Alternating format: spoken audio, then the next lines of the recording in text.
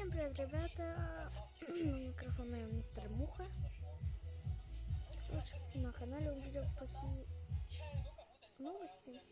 Все отписываются, хотя почему? Ведь, кому-то надо отписываться, но зачем? Кому только если не интересен мой канал.